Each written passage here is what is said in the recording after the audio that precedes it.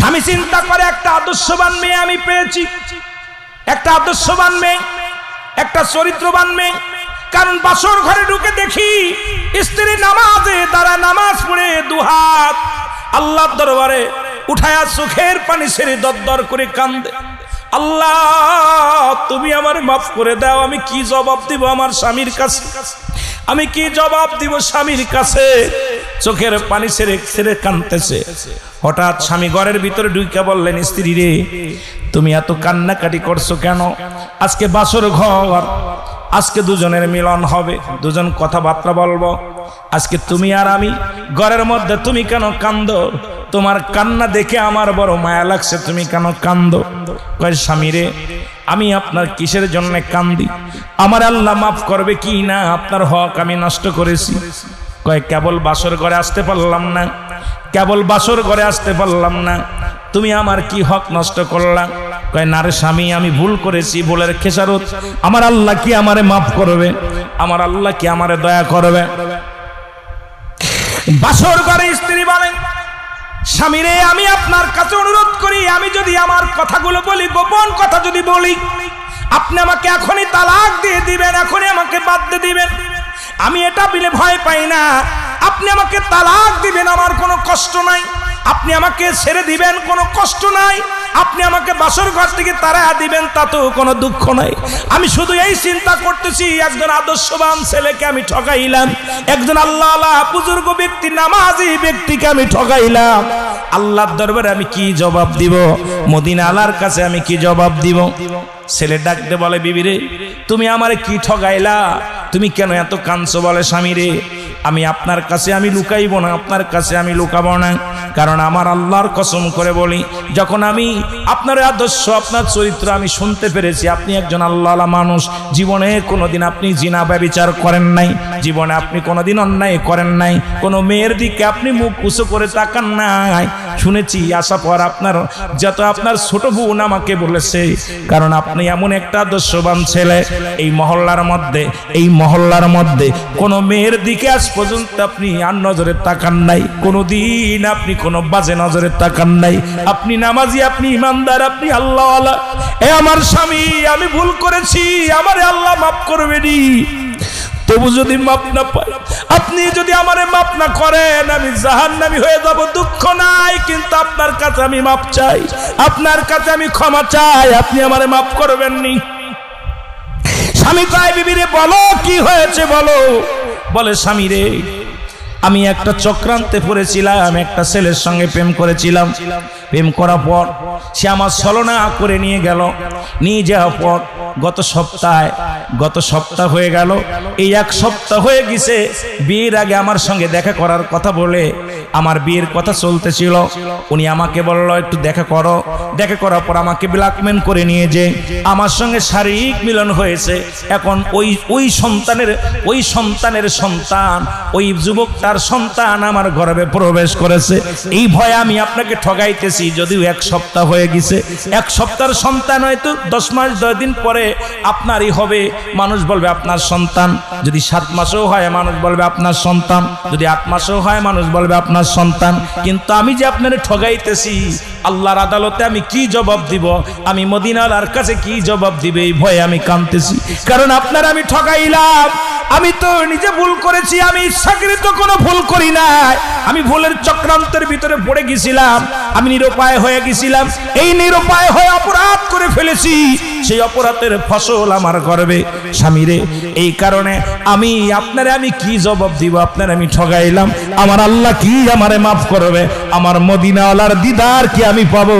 কারণ আমি শুনেছি আমার নবী বলছে, অন্যের দোষটি ঢেকে রাখলে আল্লাহ তাআলা তার দোষটি ঢেকে রাখে। সুতরাং আমি আজকে স্বামী বলতেছে, ও বিবি আমার নবী বলছে অন্য দোষটি যে ব্যক্তি ঢেকে রাখে আমি তার দোষটি ঢেকে রাখবো। ও বিবি যেহেতু আমার আল্লাহ পাক জানায় দিয়েছে, আমার হাবিব এই কথা বলেছে সাহাবীদেরকে, আমি কথা দিলাম বিবি রে তোকে আমি তালাক দিব না, আর তোরে নিয়ে আমি সংসার করব, জীবনেও আমি তোমার সঙ্গে আর মিলামিশাও করব না, তোমার সঙ্গে আর কোনো মিলনও আমি করব না, তোমাকে আমি তাড়াও দিব না, তোমাকে আমি বিতাড়িত করব না বিবি রে। আর আমি কথা দিলাম, এই কথাটা পৃথিবীর বুকে আমি আর কাউকে জানাবো না। জোরে জোরে বলো মারহাবা। এ মুসলমান, 1 মাস 2 মাস হয়ে গেল, সন্তান ডেলিভারি হবে।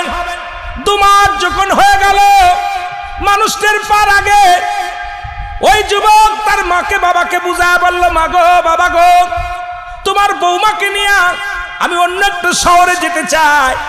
কয় মাসের জন্য নিয়ে গেলেন? এ মুসলমান শুনে নাও, 10 মাস 10 দিন পূর্ণ হয়ে গেল। এই দুনিয়ার মধ্যে সন্তান হলো, ছেলে হলো, একটা ফুটফুটে সন্তান হলো। এই সন্তানটা যখন হয়ে গেল, ওই ছেলে রাতের অন্ধকারে যখন ছেলে হলো, স্বামী যখন আসলো ঘরে ফিরে দেখে ছেলে সন্তান হয়েছে। ছেলেটাকে কোলের মধ্যে নিলেন, নিয়ে বড় আদর করলেন। আদর করে বললেন, বিবি রে আমার কোলের মধ্যে দাও, আমি একটু আদর করে দিই। এই আদর করার কথা বলে কোলের মধ্যে নিয়ে চলে গেলেন। যায় নিকটতম একটা মসজিদের বারান্দার মধ্যে ফেলে দিয়া রেখে দিয়ে উনি ফজরের নামাজে দাঁড়ায় গেছে। জোরে জোরে বলো আল্লাহু আকবার।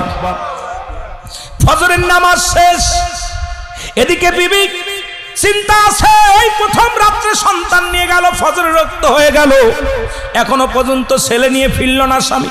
নিশ্চিত আমার ছেলেটা যারও সন্তান, এই জন্য তাকে মেরে ফেলেছে।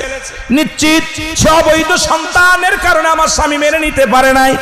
ওকে নিশ্চিত মৃত্যু বউকে দিয়েছে, তাকে দুনিয়া থেকে বিদায় করে দিছে।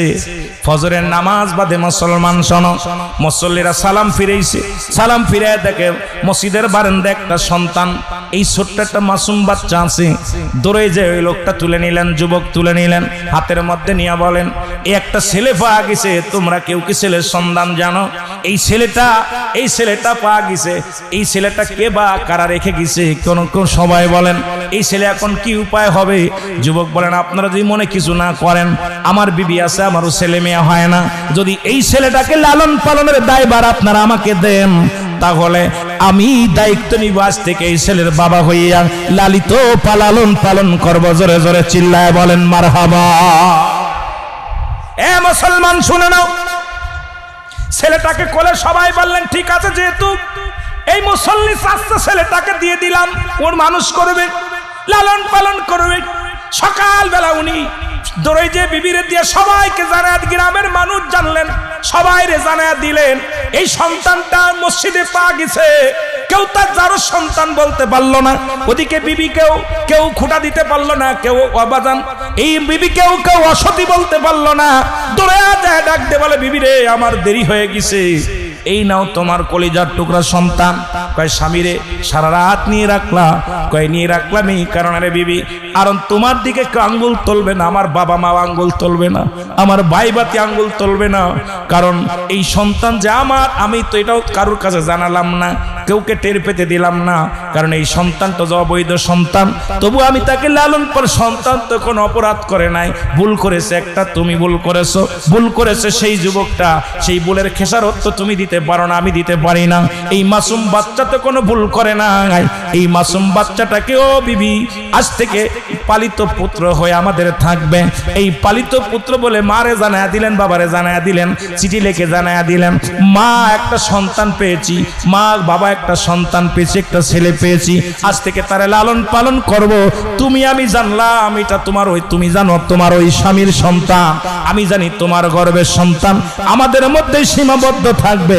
দুনিয়ার মানুষ জানবে এটা পালক সন্তান। আল্লাহর কাছে প্রার্থনা করি, আল্লাহ তুমি যেন আমার মদিনার সঙ্গে সাক্ষাৎ করে দাও। আল্লাহ রাসূল বলে গেছে যে ব্যক্তি অন্যের দোষটি ঢেকে রাখবে, তার দোষটি আল্লাহ ঢেকে রাখবে। সুতরাং আজকে এত বড় পাপ, এত বড় অন্যায় আমি ঢেকে রাখলাম। বিবি রে তোমার কাছে কিচ্ছু চাই না, তুমি একটু দোয়া করবা আমি যেন আমার মাওলার জান্নাত পাই, আমি যেন আমার রাসূলুল্লাহ দিদার পাই। ও মুসলমান শুনে নেন, এত সুন্দর ব্যবস্থা আজকে কোরআন হাদিস জানার কারণে। আর কয়েকদিন আগে দেখলাম বাংলার জমিনে ঢাকা শহরে কুকুরে বাচ্চার, ও মুসলমান প্যাকেটের মধ্যে অবৈধ সন্তান ফেলে রাখছে, আর এই তাজা সন্তান অর্ধেক কুকুরে খেয়ে ফেলেছে, এখনো জীবিত রয়েছে। আর একটা দেখলাম এই অবৈধ সন্তানগুলো মুখে গাড়ের মধ্যে কামড় দিয়া কুকুরে নিয়ে যায়। ওই বাচ্চাটাও জীবিত, সন্তান তো কোনো পাপ করে নাই, সন্তান তো কোনো অপরাধ করে নাই। আপনার একটা ভুলের কারণে আপনি দুনিয়া থেকেও অশান্তির মধ্যে থাকবেন, ইয়াউমাল কিয়ামতের ময়দানে ওই জাহান্নামের অধিকারী হয়ে যাবেন। এই জন্য আমি বলবো উভয় পক্ষ কোরআন হাদিসের মাহফিলে বসতে হবে। যেহেতু আমরা কোরআন হাদিস শিখি নাই, কোরআন হাদিস জানি না, আমাদেরকে কোরআনের মাহফিলে, হাদিসের মাহফিলে বসে ইসলামের জ্ঞান চর্চা করতে হবে। যে জ্ঞান চর্চা করলে দুনিয়ার মধ্যে হাজারো অন্যায় থেকে বাঁচতে পারবো, জিনা ব্যভিচার থেকে বাঁচতে পারবো, মূর্খতা থেকে বাঁচতে পারবো, রাসূলের প্রেম অন্তরে ধারণ করতে পারবো, আল্লাহর ভয় অন্তরে ধারণ করতে পারবো।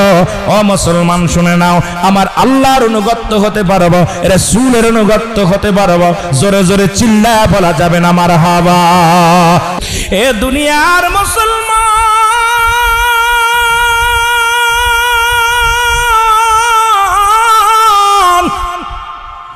বলতেছিলাম ওই দ্বিতীয় খলিফা, ইসলামের দ্বিতীয় খলিফা আমিনুল মুমিনিন হযরত উমরের খাত্তাবের বেটা উমরের কথা মনে আসেনি বাবা? কথা বলেন, মনে আসে কি না? ও মুসলমান, হযরত উমর কালেমা তখন পড়ে নাই, ইসলামের দুশমন। ওমর কি বললেন? আরে মুহাম্মাদের কল্লা শিরচ্ছেদ করার জন্য নেই। হযরত উমরে ফারুক রওনা হয়ে গেলেন, তখনও হযরত উমর হয় নাই, শুধু খাত্তাবের বেটা উমর। আমি শুধু যেহেতু ইসলামের দ্বিতীয় খলিফা, এই জন্য একটু আমি তাকে সম্মানের সঙ্গে অবশ্যই সবাই বলতে হবে কথা।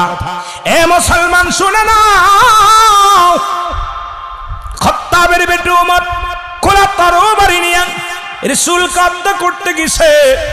এ মুসলমান শুনে নাও, পথের মধ্যে খবর আসলো, উমর তুমি কোথায় যাও? কই যাইতেছি? কোথায় যাচ্ছি? মুহাম্মাদের কল্লা শিরচ্ছেদ করতে। কোথায়? আব্দুল্লাহর বেটা মুহাম্মদ। ও কোন কালেমা পাইছে, সে নাকি আল্লাহর প্রেরিত রাসূল, যার বাবা নাই, যার মা নাই, একজন গরিব মানুষ, সে কেমনে নবী হয়? আব্দুল্লাহর বেটা মুহাম্মদ এই পৃথিবীর মধ্যে সে তিন, তার মারে হারাইছে, বাবারে হারাইছে। যখন গর্ভে ছিল, শুনেছি গর্ভে থাকতে তার বাবা দুনিয়া থেকে বিদায় হয়ে গেছে।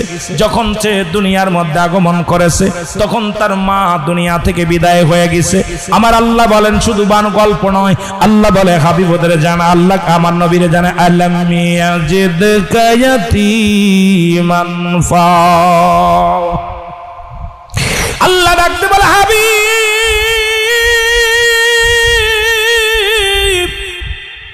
তোমারে আমি এতিম বানাইলাম, তোমারে আমি এতিম বানাইলাম। আমার নবী কেমন এতিম ছিল গো? পৃথিবীর মধ্যে এমন এতিম ছিলেন, যখন 6 মাস গর্ভে মায়ের দুনিয়া থেকে বাবা বিদায় হয়ে গেছে। এই দুনিয়ার মধ্যে যখন 6 বছর বয়স, রাসূলুল্লাহর মা চির বিদায় হয়ে গেছে। নবীর বয়স যখন 6 বছর 6 মাস, দাদা আবু তালেব চির বিদায়, আব্দুল মুত্তালিব বিদায় হয়ে গেছে। চাচা আবু তালেবের কাছে লালিত পালিত হয়। এমন এতিম, ও মায়ার নবী গো, তোমার মতো এতিম আর দুনিয়ার মধ্যে কেউ নাই গো নবী। নবী গো, আপনার প্রেমের মালা গলায় পড়লাম নবী গো। আবার তামাম পৃথিবীর রহমত আল্লাহ তোমারে দান করেছে। আমার আল্লাহ বলে, মা আরসালনাকা ইল্লা রাহমাতাল লিল আলামিন। জোরে জোরে চিল্লা বলেন মারহাবা। এ মুসলমান শোনো না, আবার তামাম পৃথিবীর রহমত দান করলেন আমার আল্লাহ, আমার হাবিবকে দান করলেন, যিনি পৃথিবীর মধ্যে এতিম, এমন এতিম নবী রে আমার আল্লাহ তাআলা तमाम পৃথিবীর বাদশাহী দান করেছেন। শুধু বাদশাহী নয়, আমার নবী এমন একটা কাপড়ও গায়ে দিছে যে কাপড়ের দাম তৎকালীন জামানায় ৪২,০০০ দিরহাম, যা পৃথিবীর কোন রাজা বাদশা পড়তে পারে নাই। তাহলে আমার নবী শুধু গরিবের গরিব নয়। আজকে এক শ্রেণী মৌলবীরা ওয়াজ করে নবীজি এতিম, নবীজি গরিব, নবীজি অসহায়, নবী সিরা ৭০ তালি গায়ে দিছে।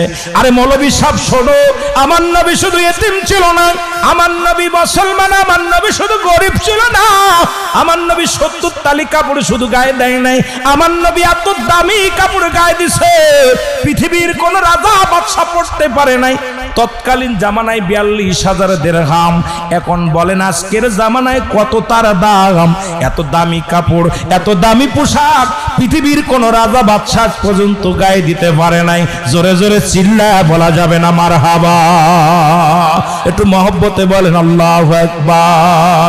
ও নবী গো সালাত সালাম জানাই, সালাত সালাম জানাই আপনার পরে বলো সালাত সালাম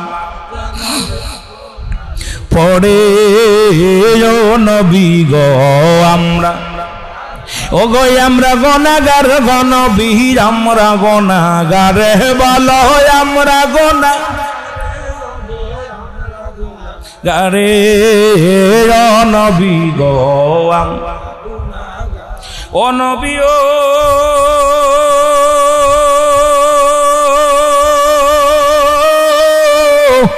এই পাশাপাশি কালীগঞ্জের থানার আশেক প্রেমেতে দেওয়ানা, লইয়া যাও দয়াল নবী, লইয়া যাও দয়াল নবী, দেখব নূরের রওজা নবী গো।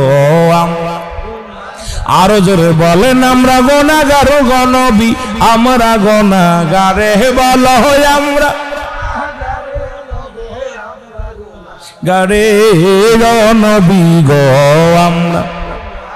সালাত সালাম জানাই, সালাত সালাম জানাই আপনার পরে বলেন সালাত সালাম পরে নবী গো আমরা। ও গো আমরা গুনাহগার গো নবী, আমরা গুনাহগারে বলো আমরা গুনাহগারে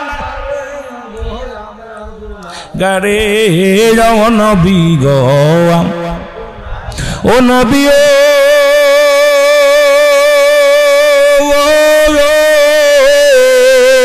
এই পূর্ব অঞ্চল গাজীপুরের আশেকেরা কাঁদে,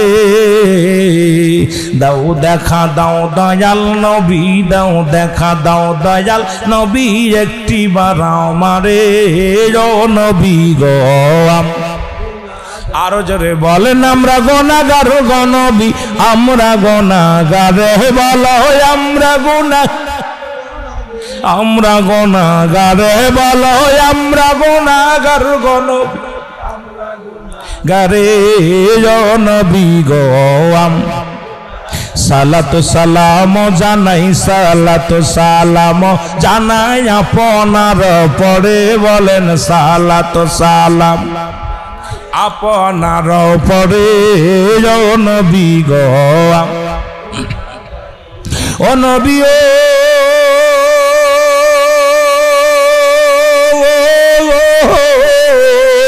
ওর মদিনাতে আছেন আপনি এতিম বানায়ে,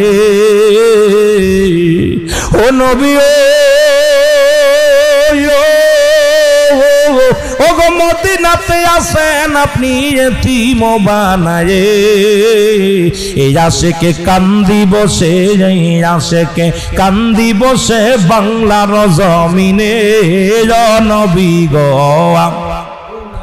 আরো জোরে বলেন আমরা গুনাহগার গো নবী, আমরা গুনাহগারে বলো আমরা গুনাহগারে ও নবী গো। এ দুনিয়ার মুসলমান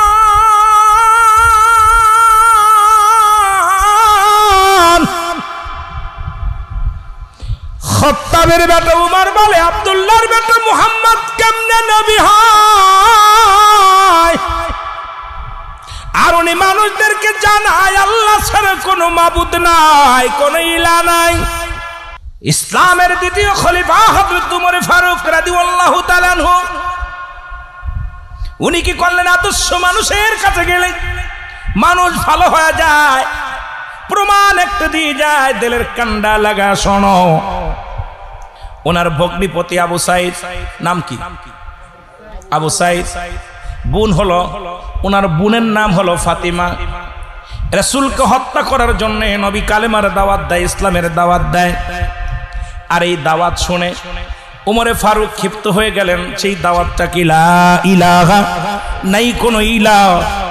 অনেকে বলতে পারেন হুজুর এই এক কালেমার ওয়াজ যদি করি রাত আমার কেটে যাবে। একটা কারণ, কালেমাকে রিসার্চ করতে যায় অসংখ্য মুসলিমেরা মুসলমান হয়েছে, অসংখ্য অধার্মিক মানুষ ধর্ম পূরণ করেছে।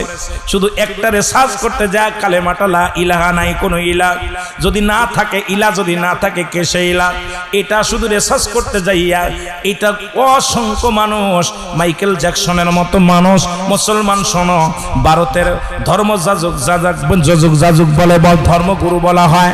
অসংখ্য খ্রিস্টানদের গুরু যিনি, অসংখ্য বড় বড় পণ্ডিতেরা শুধু লা ইলাহা ইল্লাল্লাহ এই কালেমাটার তাফসীর করতে যাইয়া, এই কালেমাটার শাব্দিক অর্থ খুঁজতে যাইয়া, এর ব্যাখ্যা খুঁজতে যাইয়া, এই কালেমাকে গবেষণা করতে যাইয়া অসংখ্য মুসলমান হয়ে গেছে। জোরে জোরে বলো মারহাবা। আর একটু জোরে বলেন আল্লাহু আকবার।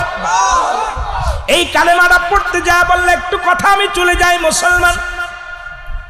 একজন ইসলামী জ্ঞান, একটা যুবক আমার নবীকে এত ভালোবাসে, আমার আল্লাহকে এত ভালোবাসে। একটা গল্প আকারে কথা বলতেছি, শোনো।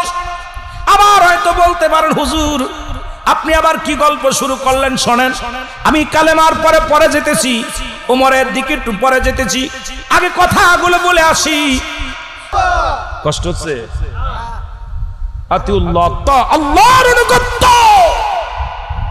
আল্লাহর অনুগত্য যারা করে দুনিয়ার কোন মানুষের অনুগত্য করে না। একমাত্র আল্লাহ বাঁচায়, আল্লাহ খাওয়ায়, আল্লাহ মারে, আল্লাহ বাঁচান, আল্লাহ জান্নাতে দিবে, আল্লাহ জাহান্নামে দিবে, সব কিছুর মালিক কে? এই চিন্তাধারা যার ভিতরে ঢুকছে, কোথায়? আমার হায়াত মউত রিজিক দৌলাতের মালিক কে? কথা বলেন না কে? আওয়াজ কম হচ্ছে, তার মানে বুঝলে মনে হচ্ছে আমাদের মনে হয় ভিতরে ঢুকছে। আহা, নেফাস ঢুকছে, নেফাস ঢুকছে। আল্লাহ কবুল করে, জোরে বলেন আমিন। আরো জোরে বলেন। একটু মহব্বতের সঙ্গে দুরূদ শরীফ পড়েন। আল্লাহুম্মা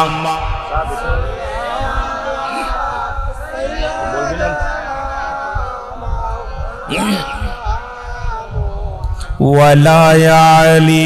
একটু সাউন্ড একটু বাড়ায় রাখেন। 1 ঘন্টা একটু বাড়ায় রাখ বাবা, বেশি। ওয়ালা আলি সাইয়্যিদিনা, এর মদিনা মদিনা আশিক মুমিনের ঠিকানা, বলো না মদিনা মদিনা আশিক। জোরে বলা যাবে না, বলো মদিনা মদিনা আশিক মুমিনের ঠিকানা, বলো না মদিনা।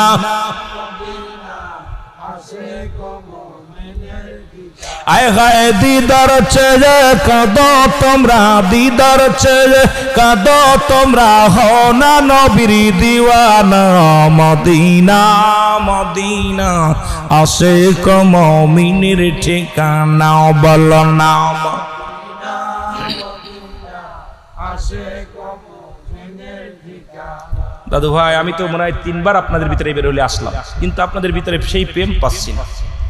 যে একটা প্রেম ছিল, আরে গরমে গরম, সেইতে গরম, উত্তপ্ত গরম পড়বে কিয়ামতের ময়দানে। মুঠু হাত উপরে সূর্যোদয় হবে, 7টা সূর্যের মুখ, এর একটা সূর্যের মুখ উল্টা দিয়া দিকে আমাদের দুনিয়ার মধ্যে সৃষ্টি করছে। আর এই 70টা মুখ বা 70টা মুখগুলো সামনের মেয়ে এইরকম দিয়া দিবে। এ মুসলমান, মুঠু হাত উপরে সূর্যোদয় হবে, মুঠু হাত উপরে।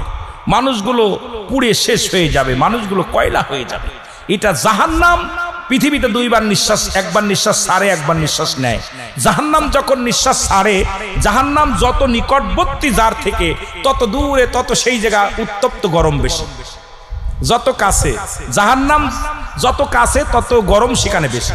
আবার যখন জাহান্নাম নিঃশ্বাস নেয় তখন যত বেশি কাছে এলাকা তত ঠান্ডা, সেই এলাকার বরফ জমে যায়, বরফ শিশির পড়ে বরফ জমে যায়। কারণ ওই সমস্ত জাহান্নাম একবার নিঃশ্বাস নেয়, একবার নিঃশ্বাস ছাড়ে। তা জাহান্নাম নিঃশ্বাস ছাড়ছে আর এই গরমে এখন ব্যাঙ্গের বিয়া পড়াইতেছো, তাহলে জাহান্নাম যেদিন তোমার ধরবে সেদিন বাঁচবা কেমনে? কথা বলেন না কেন? শুধু নিঃশ্বাস ছাড়ছে, এক সিমটি মারছে। কয় সিমটি? এক সিমটি। আমার একটা গল্প মনে পড়ে গেল। আপনার ছোট্টবেলা একটা গল্প শুনেছিলাম। গল্পটা হলো এই ঠিক এইভাবে, পণ্ডিত মশাই আর হলো হাতি। পণ্ডিত মশাই, এখন পণ্ডিত খাটাস, খাটাস চেনেন আপনারা? কথা বলেন না কেন? খাটাস আছে এলাকায়? খাটাসের একটা গল্প শুনুন। খাটাস যেখান থেকে পায়খানা চাপবে সেই সেখান থেকে যায় একই জায়গা পায়খানা করে। খাটাসির অভ্যাস হলো যদি ঢাকায় যে পায়খানা চাপে দৌড়ে চলে আসবে পূর্বাঞ্চলে, ওই এই জায়গা দৌড়তি আইয়া এই জায়গা পায়খানা খুলে তুই আবার দৌড়াবে। কারণ ওই এক জায়গা খাটাসির অভ্যাস হলো এক জায়গা পায়খানা করে। দেখবেন মাঠে যেখানে এক জায়গাটা জায়গা বা খাটাস সব জায়গা পায়খানা করে না। নির্দের মানুষ যেমন, মানুষ তো অনেক জায়গা পায়খানা করে। আমরা কিন্তু খাটাস থেকে শিক্ষা নেওয়ার দরকার আমাদের অনেক কিছু। অনেকে খাটাস বলে মানুষ, ওই খাটাসের মতো ব্যবহার করিস না বাবা। খাটাসের একটা চরিত্র ভালো আছে, ও যেখানে সেখানে মল ত্যাগ করে না। ও নির্দিষ্ট একটা জায়গা মাসকে মাস মল ত্যাগ করে, একদম বিশাল মল ত্যাগ করে। তো ওই পথে যাইতেছিল আপনার ওই নীলা মার্কেট দিয়া ঘুরে চলে আসতেছে এক হাতি। হাতি দেখে কিরে আমি হলাম পৃথিবীর বড় প্রাণী, আমি আমার চাইতে এত বড় পায়খানা করলো কে? বসে দাঁড়ায় আছে হাতি, দাঁড়ায় শুনতেছে, চিন্তা করে এত বড় পায়খানা, আমার চাইতে তো পায়খানা করা প্রাণী, এত বড় প্রাণী তো আমার দেখ নজরে পড়ে নাই। এখন পাশে ছিল পণ্ডিত, বসে মামা বসে আছো দাঁড়াইলে কেন? কয় পণ্ডিত মামা ভাগনা রে, সারা জীবন জানি আমি বড় প্রাণী, সারা জীবন জানি আমার মতো বড় প্রাণী আর নেই, তো এই এত হাগা হাগলো কে, এত পায়খানা করলো কে? কচ্ছে মামা তুমি জানো না, তুমি নিজেরে বড় মনে করো না, তুমি নিজেরে বড় মনে করো না, ওটা খাটাসি পায়খানা করেছে। এত কয় হ্যাঁ তো। হাতি বলতে দাঁড়া আমি এক সিমটি দিয়া যাই। হাতি দাঁড়াইয়া এক সিমটি পায়খানা মারছে। পায়খানা করে থুয়েলে খাটাস পায়খানার জন্য দৌড়াইতেছে। ঢাকা থেকে দৌড়ে এসে পূর্বাঞ্চলে আয়া ওর নিজের পায়খানা খুঁজে পায় না, খালি গড়ে কয় পায়খানা গেল কই, ডেকে গেছে ওই এক সিমটিতে ওর 1 বছরের পায়খানা বন্ধ হয়ে গেছে। এখন পণ্ডিত কয় মামা কি অবস্থা, কি খোঁজো? কয় খুঁজবো কি, এই যে আমি 1 বছর ভরে পায়খানা কইরা এখানে এক নেয়ার বানাইতে পারলাম না, এখন কে পায়খানা করলো এত? কয় মামা এত একটা সিমটি মারছে, শুধু বেশি মারে নাই, শুধু একটা সিমটি মারছে, এক সিমটিতে তোমার পায়খানার অস্তিত্ব শেষ হয়ে গেছে। খাটাস কয় দাঁড়াও, আমি এখন প্রতিযোগিতা শুরু হয়েছে। খাটাস পাল্লা দিচ্ছে হাতির সঙ্গে, জোরে একটা কতন মারছে, পেট দিয়ে নারী বুড়ি সব বাইরে মারা গেছে। তা আমার অবস্থা, আমাদের দেশে এমন কিছু মুক্তি মত দেশ এমন ফতোয়া দিতেছে যে ফতোয়া জাতিটারে শেষ করার জন্য চেষ্টা করতেছে। হিসাব করে মিলা দেখলাম ওরা নিজেরাই শেষ হচ্ছে। জোরে বলেন ঠিক কিনা? এরকম কিছু খাটাস মার্কা মৌলবী ভাই রয়েছে, খাটাস মার্কা পীরের সাথে গাদ্দাবি করতেছেন, নিজের আপন পীরের সাথে গাদ্দাবি করতেছে, ইসলামের সাথে গাদ্দাবি করতেছে, রাসূলুল্লাহর সঙ্গে গাদ্দাবি করতেছে। কিন্তু আল্লাহর ওলিরা যে কি প্রাণী, আল্লাহর মাহবুব বান্দা নবীরা যে কি প্রাণী, আমার নবীজি কি কত মহান, আমার নবীজি আল্লাহর প্রিয় কত। আল্লাহ এই যে আজকে আমাদের দেশে উল্টা পাল্টা কিছু ফতুয়াবাজ আলেমরা নিজের কপাল নিজে ফুরাইতেছে। জোরে বলেন ঠিক কিনা? আরো জোরে বলেন ঠিক কিনা? হাতির সিমটি কাটা দেইখা নিজে যাও শেষ হইয়া, হিসাব করে কথা বলো, সমাজ জাতিকে বাঁচাইতে হবে। জোরে বলেন ঠিক কিনা? এর বলেন নাও মদিনা, মদিনা আশিক মুমিনের ঠিকানা, বলেন নাও মদিনা। আয় হায় দিদার চেয়ে কাঁদো তোমরা, দিদার চেয়ে কাঁদো তোমরা, হও না নবীর দিওয়ানা, মদিনা মদিনা। মাইকে ভাই টানে কম, এরে মদিনা মদিনা আশিক মুমিনের ঠিকানা।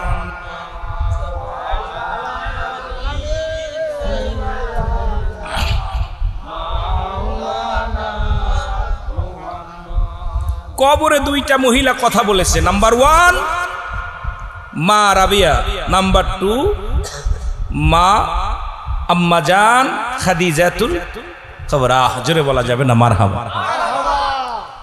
খাদিজারে কবরে শোয়ানোর পর মনকান নেকির কবরে আয়া কয়, মান রব্বুকা মান দিনুকা মান নবিয়ুকা, তোমার রব কে, তোমার নবী কে, তোমার দিন কে? সুবহানাল্লাহ বলেন না। মা রাবিয়া বলতেছে, হে মনকার, আমারে তো জিগাইতেছে আমার রবকে। আমি যদি বলি আমার রব আল্লাহ, আল্লাহ যদি বলে রাবিয়ার আমি চিনি না, আমার আল্লাহ যদি আমাকে চেনে তাহলে আমি রাবিয়ার জীবন ধন্য। আমি তোমাকে বলতেছি আমার আল্লাহ আমাকে চেনে নাকি এইটা আমাকে বলো। সুবহানাল্লাহ বলেন না। আমি রব বলতেছি, অনেক মানুষ আছে আল্লাহ মানি, আল্লাহ এক, তারপরও গুনাহ করতেছি, তারপরও শিরক করতেছি। কথা বলেন না কেন? কথা বলেন না কেন? তাহলে এরম মানে লাভ। রাবিয়া আর আপনার মা খাদিজাতুল কুবরা মনকার বলতেছে, তোমার দিন কে? কয় আমার দিন ইসলাম। তোমার নবী কে? কয় আমার নবী রাহমাতাল লিল আলামিন। আগে জিগান নবী আমার চেনে না। আমি তো পরিচয় দিতেছি নবী আমার লোক। এখন নবী যদি বলে আমি ওরা চিনি না, আমি কইতেছি আমি আমলিকের লোক, আমলিকের নেতা, কয় ও তো বিএনপির লোক। জোরে কোন ঠিক কিনা? কথা কন না কেন? ঠিক একই উত্তর রাবিয়া বসরি দিয়েছিল কবরে। রাবিয়াকে জিগাইতেছে তোমার রব কে? রাবিয়া কয় মনকার, আমাকে তুমি জিগাইতেছো আমার রব কে? আমার রব আমি আল্লাহ যদি বলি, আমার আল্লাহ যদি আমি রাবিয়ারে না আসেন, আমার জীবন বরবাদ।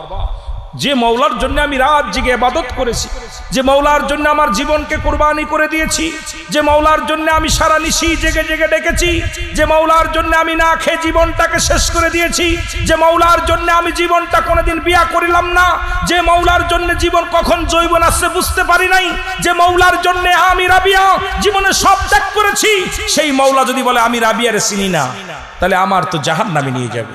আগে জিগাও আমার আল্লাহ আমাকে চিনছে না। আল্লাহু আকবার বলেন। কেমন পাওয়ারফুল মহিলা। তোমার নবী কে? কয় আমি তো আমি জিগে আমার নবী অমুক। যদি বলেন অনেকে জিগেই না, কয় ভাই তোমার বাড়ি কই? কই চেয়ারম্যানের বাড়ির কাছে। এখন চেয়ারম্যানের করে চেয়ারম্যান সাহেব রুল আমিন কি আপনার কি হয়? ওই নামে কোনো বক্তাই চিনি না। জোরে কোন ঠিক কিনা? ইজ্জত থাকবে? কথা কন না? হ্যাঁ ইজ্জত থাকবে। রাবিয়া করছে আমি তো যে মওলার গোলামি করলাম, যে নবীর ভালোবাসার প্রেমের মালা গলায় পড়লাম, এই যদি আমাকে চেনে আমার জীবন ধন্য। মারহাবা বলেন। আরো জোরে, আরো জোরে। তাহলে মেয়েদেরকে কোনো অংশে কমান। আমার মারা এই জন্য একটা আদর্শবান মা যদি তুমি দিতে পারো, তোমার সে আদর্শবান, কবি বলছে তুমি একটা আদর্শবান মা দাও, আমি আদর্শ একটা জাতি দিতেছি। এই জন্য আমাদেরকে ইসলামের বিধান মেনে, পর্দা মেনে, শরিয়াতের বিধান মেনে যে বোনটা চলে, সেই বোনটা যদি আপনার স্ত্রী হয়, ওর থেকে একটা আদর্শবান ছেলে পাওয়া সম্ভব। কারণ ছেলে মেয়েদেরকে লালিত পালিত করে, বাবাই করে না, মা করে। মা হলো প্রাথমিক বিদ্যালয়। আর বিদ্যালয় যদি ভালো না হয়, যেখানে লেখাপড়া সাজ ভালো না হয়, পিঠে ভালো হবে না। বাংলা ওয়াজ হলো সাজ, চেনেন না? সাজ পিঠা বানায় মেয়েরা, ওই সাজ যদি বেকা থাকে পিঠাও বেকা হয়। এই জন্য যে মেয়েরা আল্লাহর ভয়, রাসূলের প্রেম যাদের ভিতরে আছে, তার সন্তান কলিজার টুকরা ঘুষখোর, গাঁজাখোর, মদখোর, নিশাখোর হতে পারে না।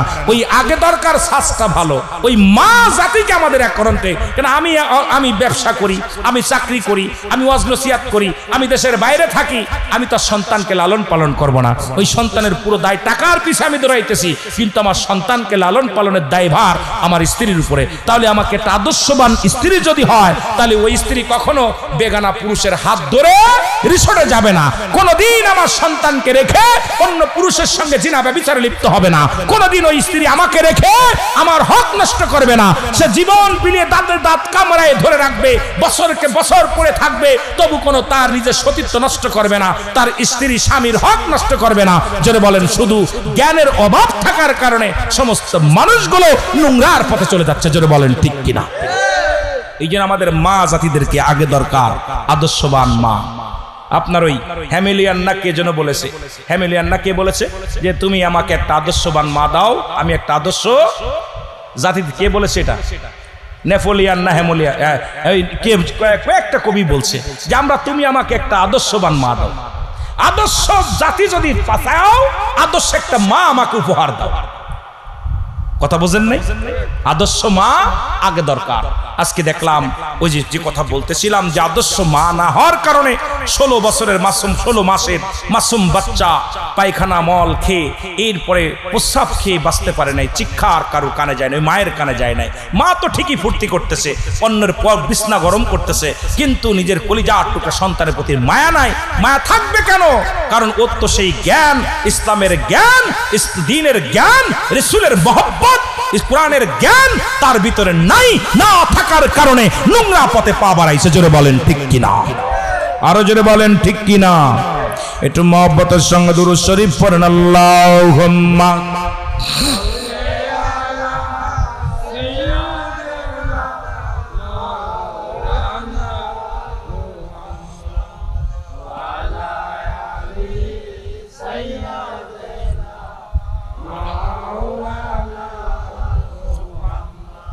এ মুসলমান শুনে নাও, পৃথিবীর মধ্যে যারা শিরকি করে তাদেরকে আপনি জানা দেন আমি আল্লাহ এক, আমি আল্লাহ এক, আমার কোনো দ্বিতীয় নাই।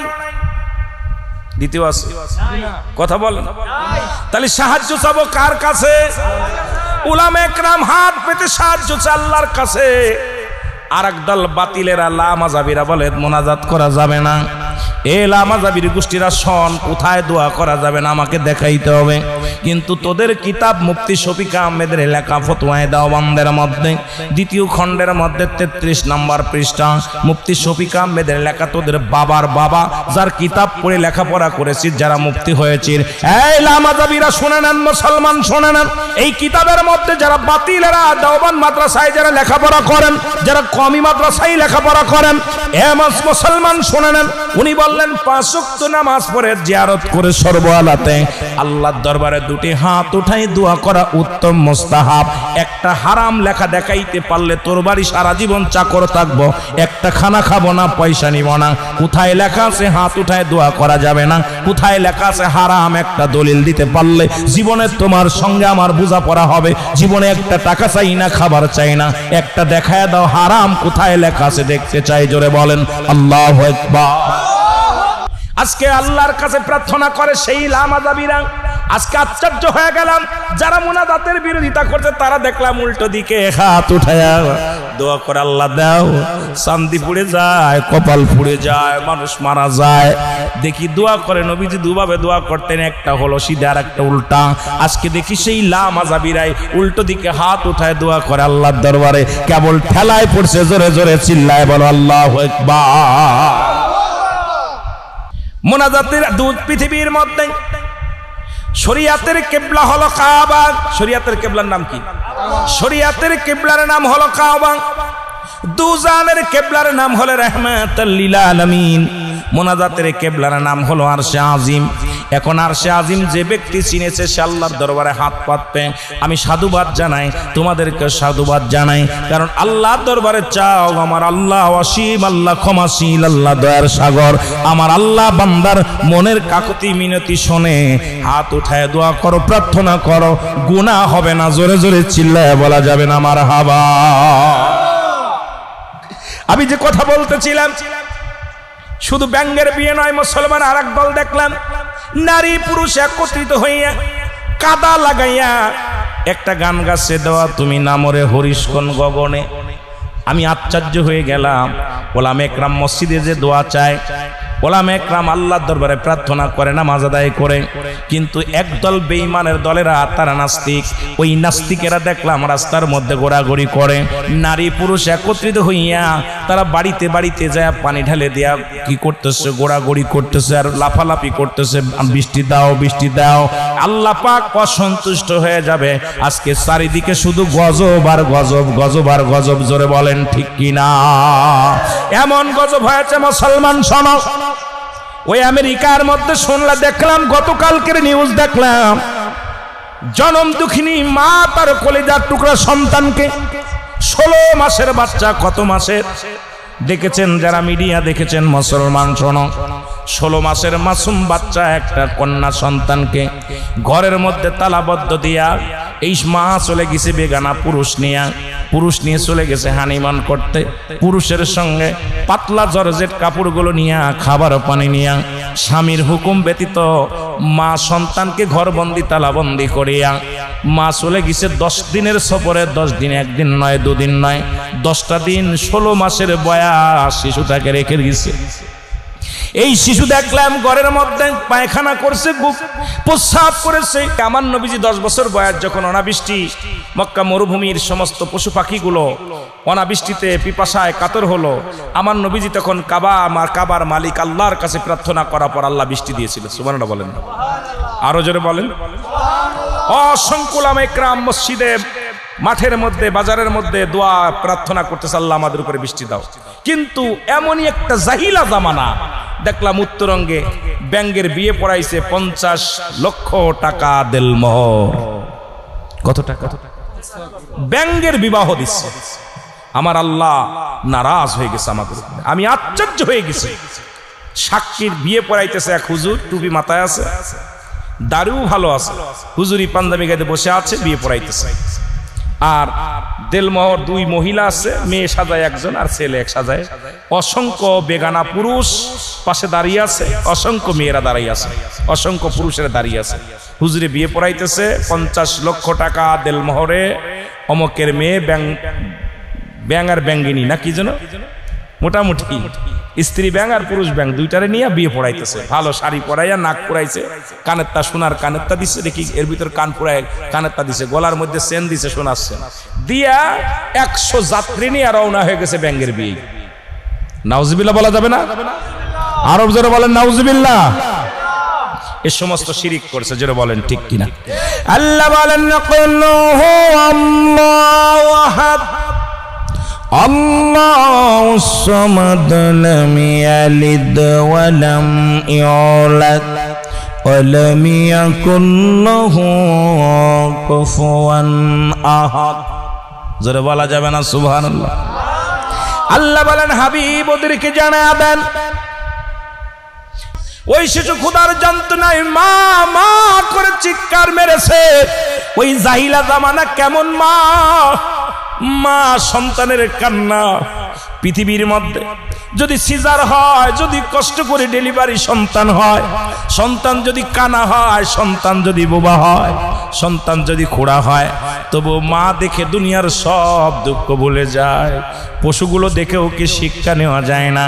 ওই পশু বাচ্চা প্রসব হয়, পশু বাচ্চা যখন দুনিয়ার মধ্যে আগমন করে, ওই মা বাচ্চাটাকে বাঁচানোর জন্য মা সংগ্রাম করে। দেখেছি ডিসকাভারিতে কত মেষগুলো, কত মুসলমান হরিণগুলো নিজের জীবন দিয়া গেছে বাচ্চারে বাঁচানোর জন্য।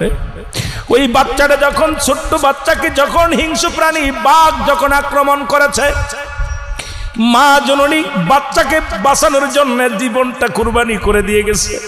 নিজের ভয় করে নাই, মরণের ভয় করে নাই, পরোয়া করে নাই, মা জননী জীবন দিয়ে গেল। আর আজকে বাংলার জমিনে 16 মাসের মাসুম বাচ্চাকে ঘরে বন্দি করে নিজের দেহ ব্যবসার জন্য, নিজের শারীরিক চাহিদা মিটানোর জন্য নিজের মাসুম বাচ্চাকে বন্দি করে চলে গেল। বাদান ফলাফল হলো, এসে দেখে সন্তান মারা গেছে মুসলমান।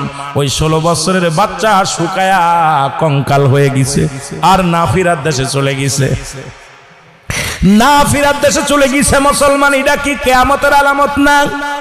কথা বলেন না এখন, এটা কি কিয়ামতের আলামত না? সন্তানের প্রতি আমরা দেখেছি অনেক স্বামী পরিত্যাগ হয়েছে, স্বামী ছেড়ে দিছে স্ত্রীকে, স্ত্রী সন্তানের মুখের দিকে তাকাইয়া পরের বাড়ি কাজ কাম করেছে, বাড়িতে বাড়িতে ভিক্ষা করেছে, চেয়ে চিনতে খেয়েছে, স্বামী ছেড়ে দিল, বাচ্চাকে ছাড়ে নাই। ওই মেয়ে বাচ্চা হোক আর ছেলে বাচ্চা হোক, মা তার আসলের নিচেই রেখে তারে লালন পালন করেছে। ওই সন্তান বড় হয়ে তবু কষ্ট দিছে, তাও কিন্তু মা তারে ভোলে নাই। আর আজকে এমন নিষ্ঠুর জামানা, এমন নিষ্ঠুর পৃথিবী চলতেছে। আজকে আমার দেশের মুসলমান অসংখ্য নারীরাও সমুদ্র সৈকতে চলে যায়, ছোট ছোট বাচ্চা বাচ্চাদেরকে রেখে ওই রকম তারাও চলে যায় মাসুম বাচ্চাদেরকে ঘরে রেখে। আমি বলি মুসলমান শুনে নাও, এটা কিয়ামতের আলামত। চারিদিক থেকে গজব শুরু হয়ে গেছে, এখনো সময় আছে। ঈমান নিয়ে কবরে যার চিন্তা করো, দুনিয়ার রং তামাশা ছেড়ে দাও। দুনিয়ার রং তামাশা ছেড়ে দিয়ে আল্লাহ আল্লাহ রাসূলের ভালোবাসার মধ্যে তুমি ঢুকে যাও। দুনিয়া থেকেও শান্তি পাবা, আখিরাতেও শান্তি পাবা। জোরে জোরে চিল্লায় বলেন আল্লাহু আকবার। আমার ভাইরা, আমার বন্ধুরা, আমার যে কথাগুলো বলতেছিলাম শোনেন। আল্লাহ বলে হাবিব আমি আল্লাহ এক। আল্লাহ কয়জন?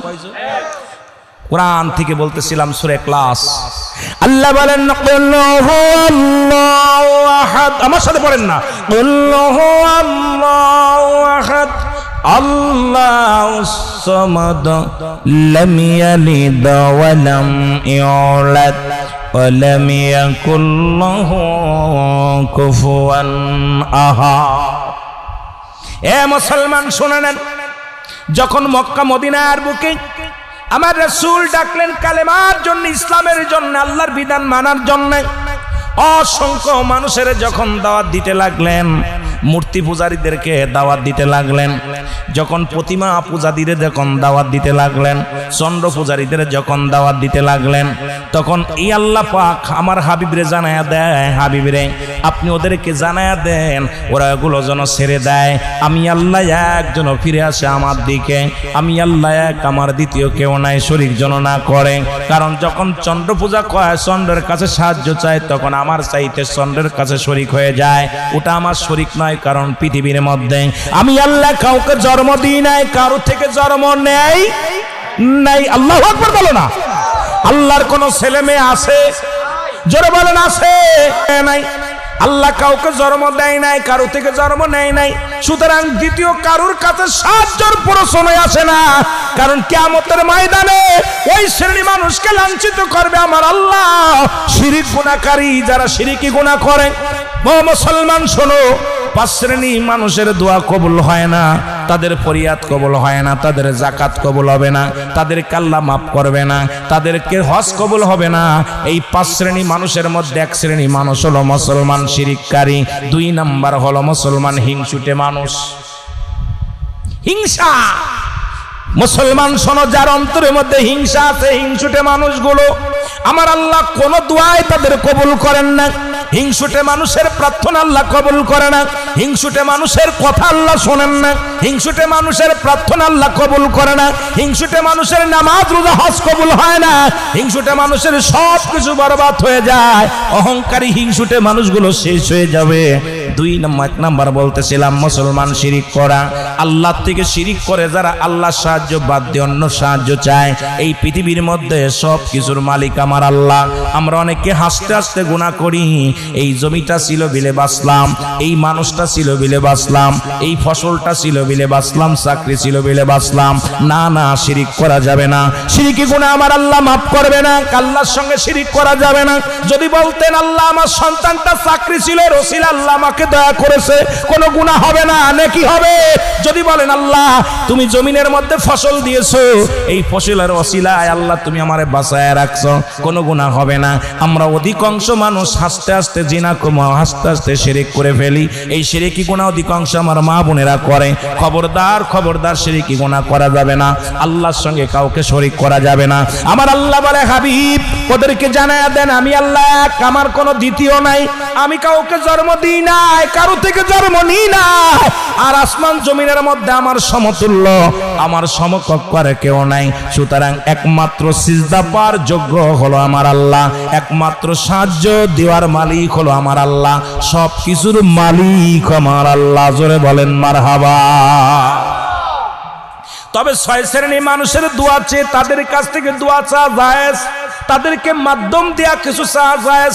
এটা আবার লেখে নেন। আবার অনেকে বলতে পারেন হুজুর পীরের দরবারে চাই, অমুক জায়গা চাই। হ্যাঁ, শুনে নেন, ভালো করে শুনে নেন। 6 শ্রেণীর মানুষের মাধ্যম দিয়া দোয়া চাওয়া জায়েজ।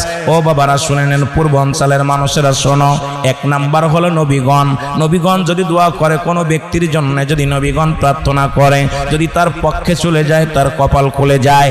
2 নাম্বার হলো মুসলমান নবী অলিগণ। 3 নাম্বার আলেমগণ। 5 নম্বর উলামাগণ। মুসলমান শুনে নেন, নবীগণ, অলিগণ, গাউসগণ, কুতুবগণ, আলেমগণ, উলামাগণ, এই 6 শ্রেণীর মানুষ নামগুলো লিখে নেন, 1 নম্বরে কাজে লাগবে যদি কোনো ব্যক্তি জানতে চায়। নবীগণ, ও মুসলমান শুনে নেন, নবীগণ, অলিগণ, গাউসগণ, কুতুবগণ, মুসলমান, আলেমগণ, উলামাগণ, যদি কোনো হাফেজ সাহেব, কোনো মৌলানা সাহেব, ভালো আমলদারি ব্যক্তি হয়, যদি বলেন আল্লাহ ওই আলেম সাহেবের খাতিরে আমাকে তুমি দয়া করো আল্লাহ, আমার মন বলে অমুক ব্যক্তি নিষ্পাপ, অমুক ব্যক্তি মাসুমের মাসুম, হাফেজ সাহেব বড় বুজুর্গ মানুষ, মুফতি সাহেব বড় বুজুর্গ মানুষ, আমরা আল্লাহর ওলিদের কাছে চাই, আল্লাহর ওলিদের কাছে যাই। আবার অনেকে বলতে পারেন হুজুর পীর সাহেবের কাছে চা যায় নাই, কেমনে চাইবি শুনে লো, আল্লাহ, আল্লাহর ওলির খাতিরে তুমি আমার এই আশাটা পুরা করো, অবশ্যই করবে, আমার আল্লাহ তা পুরা করবে। মুসলমান শুনে নেন, এই জন্য এই 6 শ্রেণীর মাধ্যমে আল্লাহর কাছে প্রার্থনা করা, আল্লাহর কাছে চাওয়া যায়। জোরে জোরে চিল্লায় বলা যাবে না মারহাবা। কয় শ্রেণী? নবীগণ, ওলিগণ, গাউসগণ, কুতুবগণ, আলেমগণ, উলামাগণ। সুবহানাল্লাহ বলেন না? যারা নবীর নায়েব, যারা আল্লাহর ভয় করে, যাদের ভিতরে মুসলমান শুনে নাও, মুসলমান, আতিউল্লাহ আতিউর রাসূল, যারা আল্লাহর অনুগত্য করে, আমার আল্লাহর অনুগত্য করে, আতিউর রাসূল, রাসূলের অনুগত্য করে, রাসূলের দ্বীনের পথে চলে, আল্লাহর দ্বীনের পথে চলে, যারা শিরিক করে না, জীবনে গীবাত করে না, পরনিন্দা করে না, দুনিয়ার মধ্যে নামাজ ছাড়ে না, যারা হালাল খায়, দুনিয়ার মধ্যে বেগানা পুরুষ বেগানা মহিলার সঙ্গে চলাফেরা করে না, দুনিয়ার মধ্যে তাদের মুখটা পবিত্র, তাদের অন্তর পবিত্র, এই অন্তর প্রসিদ্ধ মার্কা মানুষের মাধ্যম দিয়া আল্লাহর কাছে 1000 বার চাওয়া যায়। জোরে জোরে বলো মারহাবা। আর একটু জোরে বলা যাবে না আল্লাহু আকবার।